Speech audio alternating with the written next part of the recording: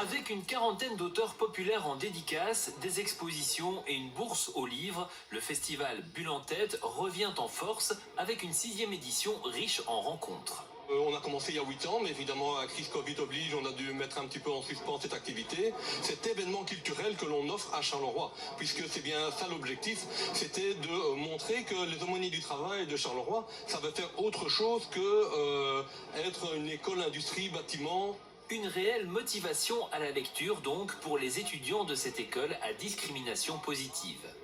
Quand on nous a proposé, on a diverses activités avec l'école et c'est vrai que le fait d'avoir de la BD avec, c'est un plus parce que les jeunes, je pense que malgré tout, on est quand même encore fort intéressés par la BD. Moi-même, j'ai plusieurs BD chez moi, donc c'était un plus et je me suis inscrit dans les premiers pour pouvoir être ici aujourd'hui. Là, je viens pour dédicacer mes albums, donc on attend un peu le public et bon, en fonction de ce que le public veut, on fait des dessins. Moi, c'est de l'historique. Donc là, j'ai fait 3 tomes de l'histoire de France pour un éditeur français. Autrement, je travaille sur certaines villes comme la ville de Brionne ou la ville de Dijon.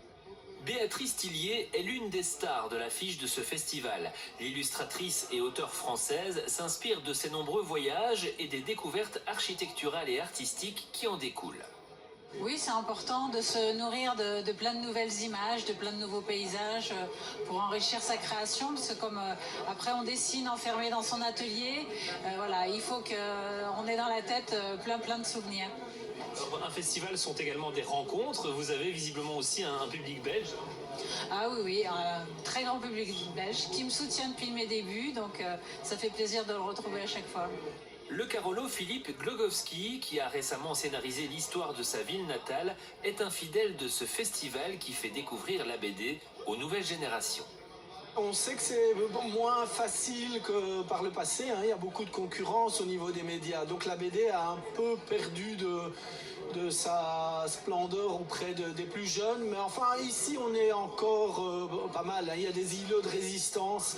Même si on voit que malgré tout, le public est plus âgé. On a remarqué ça. Mais Philippe Glogowski peut être rassuré, il y a encore des jeunes qui sont fans de BD, comme Nathan qui est venu chercher quelques dédicaces dans ses catégories préférées.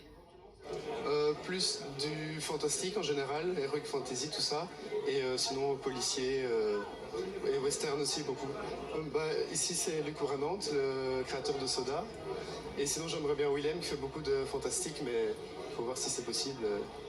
Cet événement gratuit a attiré plusieurs centaines de visiteurs et au sein de l'école, le festival va se prolonger en faisant l'objet d'un travail pédagogique d'analyse et de sensibilisation à la narration graphique durant l'année scolaire.